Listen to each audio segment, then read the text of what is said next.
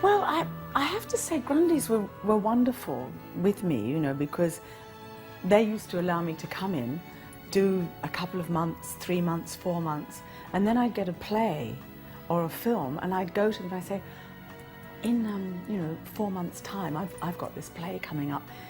Is there anything you can do to write me up? And they were fantastic to me. They used to write me a story that sent me to Barnhurst, and I think that kept me really fresh all the time, so that every time I went out, I'd be doing, a completely different character. I'd come back and it was like meeting an old friend, picking up Chrissie again. So I don't regret that I wasn't in there longer.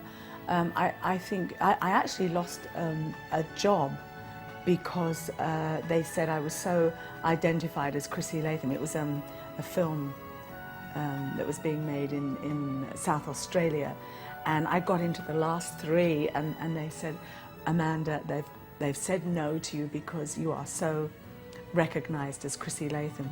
So I think, I think it was really lucky that I got the chance to go in and out. And when I left, I went straight into into steaming, I think it was, which again kind of rocketed me to fame in the theatre world.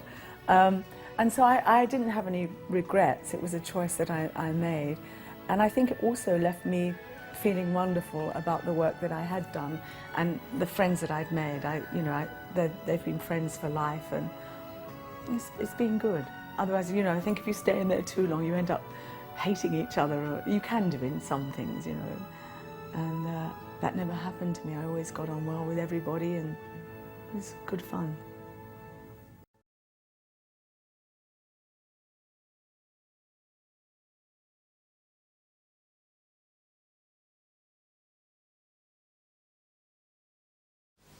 I bullied my way into the audition, as some of you may have heard on another commentary that I did. I bullied my way in because I couldn't get an audition, so I just turned up and walked in on the off chance. And Ian Bradley, who was the producer, took one look at me and he said, oh, well, you could play Marilyn. Marilyn was kind of the sex pot, red lips, long blonde hair, long legs. And so I auditioned for that, and at the end of it he said, no, you're not quite right for Marilyn, but there is this other role. And he asked me to read for Chrissie Latham. But of course the first one I read for was Marilyn, who had the affair with the electrician. I was a bit disappointed that I didn't get that. Little did I know I was going to have affairs with everyone and everything by the time I left the series.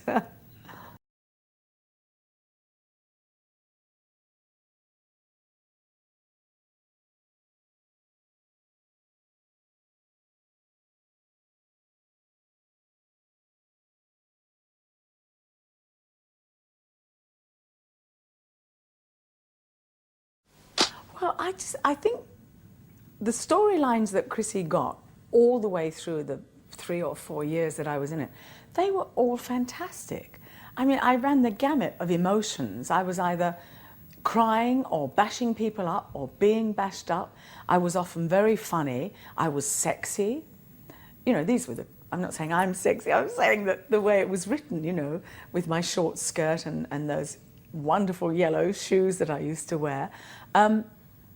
But, me, Amanda, I would have loved to have played like a more ingenue character, in that, the kind of heroine. Chrissie never really got a go at being a heroine or being the vulnerable, although she was incredibly vulnerable too. Wherever Elizabeth was concerned, that was her vulnerability. But before I had the baby in prison, I wasn't vulnerable at all. And I used to look at all the other characters, like, Peter DePano's character and Wonky Warner, who was Kerry Armstrong. They all had these wonderful kind of, but I didn't do it. I didn't do it. It wasn't me. But I never had a chance to say it wasn't me, because it always was me. But so I would have liked a bit more of that to go on. But generally, I was thrilled when my storylines came through. I loved it. You never knew what was going to come next. And it was like a lolly shop every time the script was delivered on the Friday. You'd go home at the weekend and go, yes, I've got this brilliant thing that I'm going to be doing next week. And And whenever it was a good story, you learnt it in seconds, you know, because by then you knew your characters so well.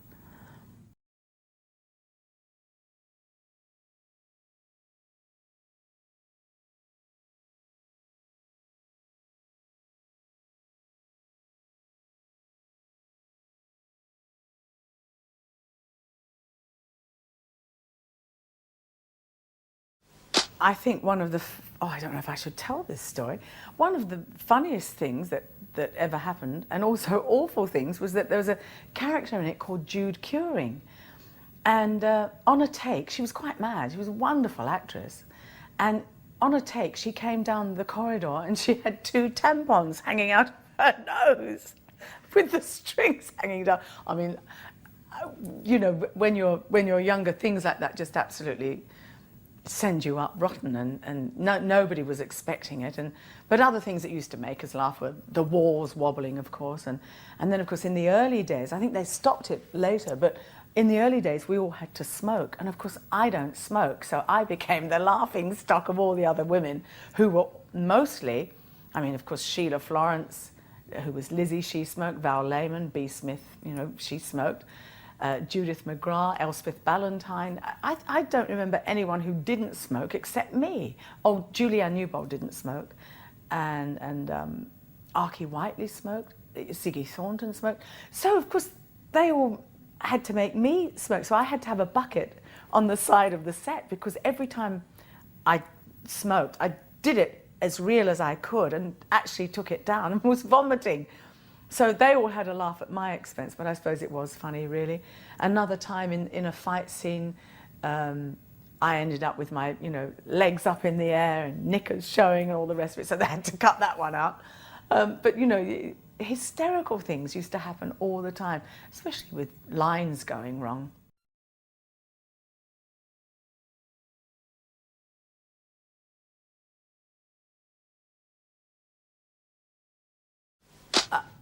I think anyone who is incarcerated must have a terrible time of it, no matter what they've done. And of course, the people that I met, they were mini crims, if you like. You know, we didn't meet any murderers or violent people. They were in for kind of petty crimes. But I did feel sorry for them, a lot of them, because their backgrounds were very sad. And I think the research that was done on Prisoner, on all our characters, was remarkable, because we did all have backgrounds. You know, it wasn't like when you other soap operas that were done at that time, your characters just came out of nowhere. But we did have backgrounds to hang on to. You know, I did come from a very working class, poor family with brothers and sisters, and the mother was dead, and I was brought up by my father, and you know, she was abused as a child, and then as a woman, which is what turned her to prostitution. And I would say most of the young girls I met in reform school, they all had horrid stories of abuse. And so I never take people on face value now. If I hear someone's been a heroin addict or they've been in prison, I don't prejudge them. I always know that there is a very good reason why they are there, that isn't always their fault. I mean, obviously there are some people who are born bad and born evil, but I think generally bad luck happens to a lot of people. So I think we have to be very tolerant of what happens to everybody in this world. You know, we're all here to try and get on, and some people are luckier than others.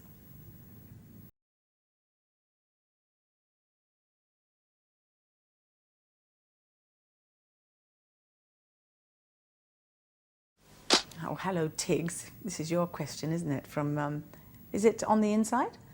Right, hello. I assume that's a club in England or here, I don't know. But hello. Yeah, I loved her. And I think she was really very, very real, in that she would defend herself, but if it was to the detriment of her child, she wouldn't. She'd give her life for the child, which I think, you know, most women would for their babies. And as I said before, I just ran the gamut of every... I got a chance to sing in Prisoner, I got a chance to dance, to dress up, to wear no makeup, to wear makeup, to be nude in the showers. I mean, they just, you know, it was just great fun.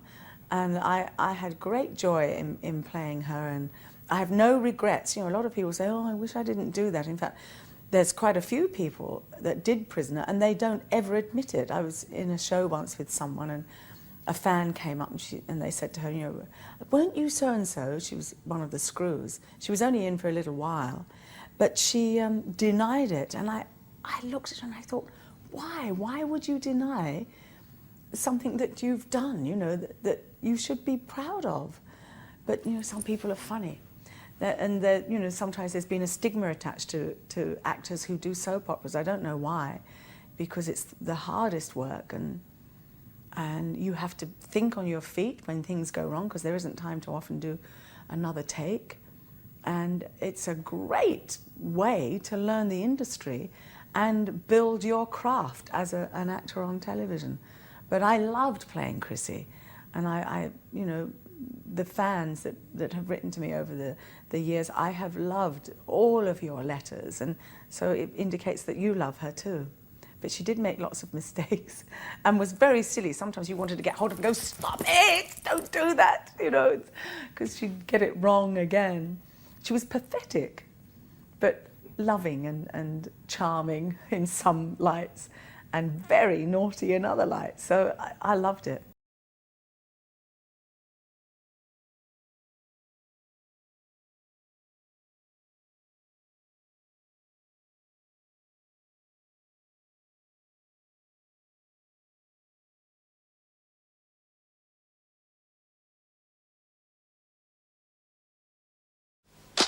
I think Chrissie was a fantastic mother. I think where Elizabeth was concerned, she'd have sold her soul. And she certainly sold the soul of many other people that were in Prisoner at the time, including people like Ziggy Thornton, who escaped once, and she came to me for advice, silly girl, and said, you know, what would you do if you know, got out? And so I told her, go down to the wharfs, I said, pick up a sailor, get on a boat and get out of here as quickly as you can. And then, of course, the police came in and all the governor and everything saying, anybody who will give any information about, I can't remember Ziggy Thornton's character, isn't that awful? But anyone who would give any information would get a remission. Well, immediately Chrissie thought, oh, I can get out and see my baby, but what about my baby, B? But B, what about my baby? And so she dobbed Ziggy Thornton in. I can remember another time when my dear mate now, Julianne Newbold's character, Hannah, she was getting set up by B. The whole prison was trying to get rid of the freak. And so they were trying to make it look like the freak was having an affair with Julianne's character, Hannah Simpson, was it? And so, of course, I'm in on the whole thing. And at one point, the freak gets me alone in my cell and says, Latham, if you don't tell us what's going on here, because the freak, being the freak, knew that something was up. And she says, if you don't tell me what's going on, I'll stop you seeing your baby. Immediately, Chrissie comes out with, oh, well, B's trying to set you up to make it look like you want to have an affair with Hannah. And end of story, but it's all to do with Elizabeth. Right, how do I think Elizabeth would have grown up? Well, when you think, which you may know or you may not know, when I first gave birth to Elizabeth, it was a boy that you saw on camera, because the producer, Ian Bradley, his wife had just given birth to Luke. And he was this big and he was adorable. And so we used Luke in those first shots of the baby. So baby Elizabeth actually started out as a little boy. So she could have turned into anything by the time she was a teenager. Now I'm being silly. I would have hoped that by the time Chrissie got a bit older, that she would have seen sense about what she was doing with her life and what she had done with her life, i.e. killed the doctor with a pair of scissors and really got all her money from prostitution. I don't think any mother would want their daughter to go into prostitution, and certainly not murder. And I would have hoped that she would have pulled herself together when she eventually did get out, if she got out. I mean, I don't know how long I would have got for murder. Life, I would think. But I'm sure that Chrissie would never have wanted that for Elizabeth. And I think, I'd like to think that Elizabeth would have grown up to be very, very different, not a prostitute, had had a better education than Chrissie ever got, and who knows, maybe she grew up to be a doctor, seeing as I'd killed one in the prison. I don't know. I just dropped the microphone.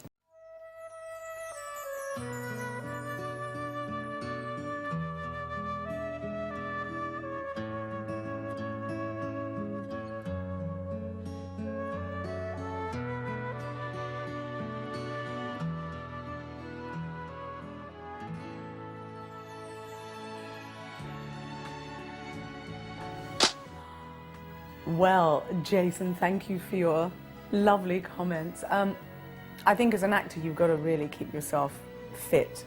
So I walk every day. I have a dog, so I walk the dog every day, every morning. I get up early, seize the day, and if I can, I take him for another walk in the afternoon. I'm someone who's danced all my life, so I love dancing, whether it's in a musical, because, you know, when I'm not doing Prisoner, I've been doing a lot of musicals. I love massage. I have a personal massage every week. This fantastic masseur comes to my own home every week, so after the massage I can just really relax. I do Pilates. I belong to a gymnasium. I try and have facials as often as I can. I love having my feet done. I just think, you know, you've got to look after yourself, and it gets harder as you get older. So you've got to just, you know, keep in. I eat the right things, I try to anyway. But otherwise, you know, if you don't look any good, you don't get the work. I'm not saying that I look good, I'm just saying I'm trying to look good.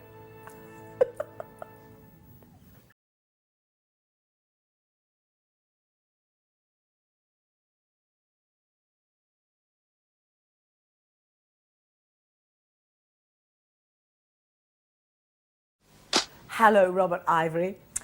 No, I didn't ever have an input because I didn't get to know the writers as much as the other women who were in there all the time.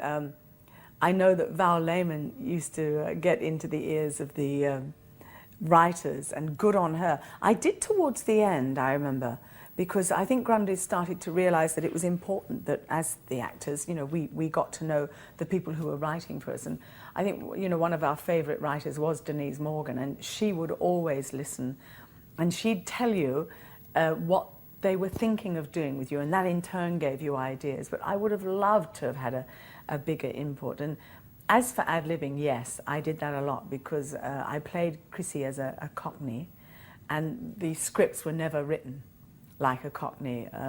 They were written like an Australian, and so I used to put little extras in to make her sound English, like, you know, do you know what I mean? And so I said to her, I said, and he said to me, he said, and all those things. So, yeah, and of course Grundy's loved me doing that, because it made for a different character and an English character, which was completely possible in Australia, because it's full of people from all over the world. What was really difficult is that because we did have so many different writers writing for us, sometimes a script would come in and you just go, no, that is so wrong. She wouldn't do that. Please don't make me do that. And in turn, we were working with different directors every week. So these new directors every week, they wanted their episode to be terrific and the best, and often there happened like a contradiction between what we wanted to do as actors and what the writer had written, who might have just come in and not known the background of all our characters. And then you had a new director who also didn't know what you'd been doing weeks before or months before or even years before, and everybody wanted to be a chief.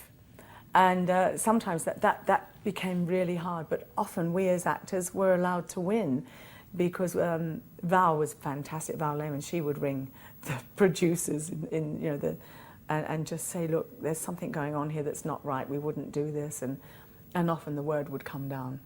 She was the best top dog in every way, you know, she was great.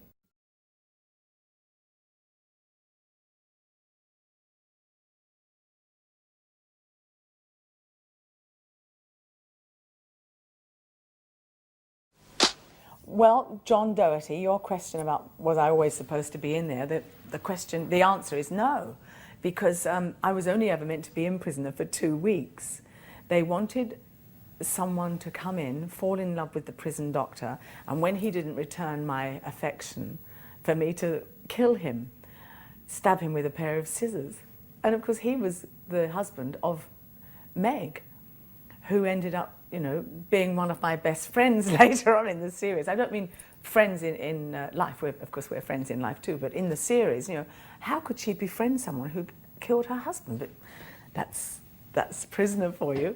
And what did happen after the 2 weeks, they were inundated with letters saying, you know, bring back that character, the one in the short skirt and the red lips and the blonde hair, the one who's a bit cockney, we like her.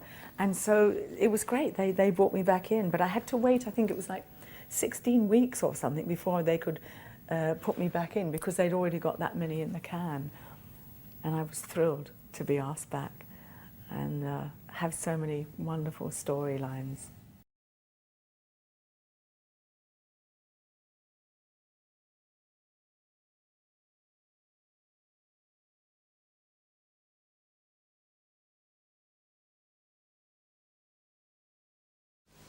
Hello, Matt Derby. Thank you for your question.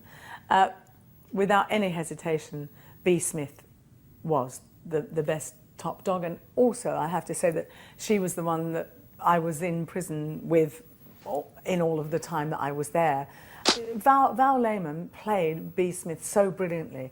She had humility, she had patience, she had guts. She was always taking risks. She played a great, when she had to be violent, it was really scary. And yet she could be so kind as well, B. Smith. And it's so weird when I look at the way we started in our relationship and the way we ended. You know, I was really pally with B. Smith in the end, and she with me. As for the governor, Gerda Nicholson, was in it for such a not as long as Patsy King. You can't really, I can't really differentiate between the two. They were both really, they were great. But Patsy always used to have her hair just so. If there was a hair out of place, she couldn't stand it. And she used to have beautiful hands. Always used to look after her hands beautifully and spoke beautifully. And Gerda was really into Tai Chi. You'd find her. Gerda Nicholson was the other governor called Anne Reynolds. And darling Gerda, she died very sadly, but she used to do Tai Chi on the set. She used to go into the set almost in the dark when there was no one in there, and you'd see her doing all this wonderful Tai Chi, and she was really centered and controlled and did a lot of meditation. And very sadly, she died of cancer, I believe, or leukemia, something terrible. She was a lovely, lovely lady.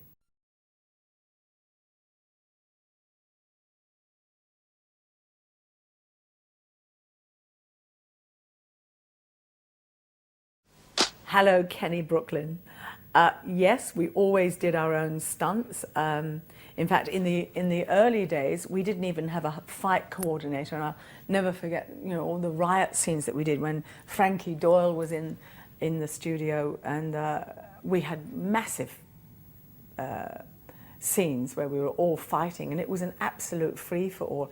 And I actually had my nose fractured by Val Lehman, complete accident. She just caught me with the end of her elbow, and there was blood and everything. It was very dramatic. They had to call the sister down from the first aid, and I was going into supermarkets doing my shopping, and people were saying, great acting last night with all that blood. How do they do that blood, they said, and of course it was real, because she just caught me on that part of the nose that it just went, it was great.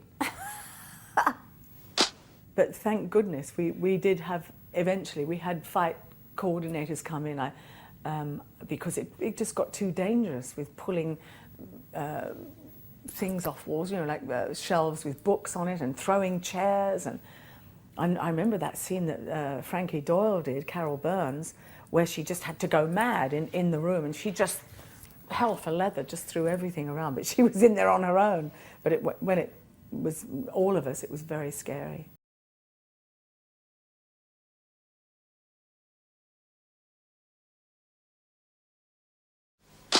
Luke Page, if they ever did Prisoner again, if it was even a one-off, I would love to revisit Chrissie Latham, especially as the age I am now, and with the experience I've now got as an actor. You know, when I've been looking back these last few weeks at how young we all were, and how I look at myself sometimes and cringe. I just feel so inexperienced, and I was in the early days.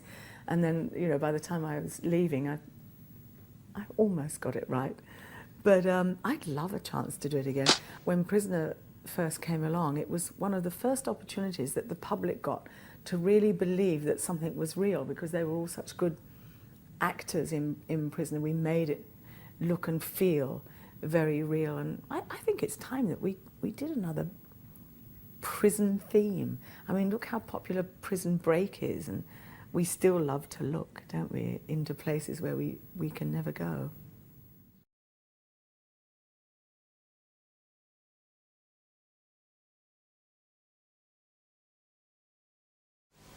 Wayne George, you can never beat the original.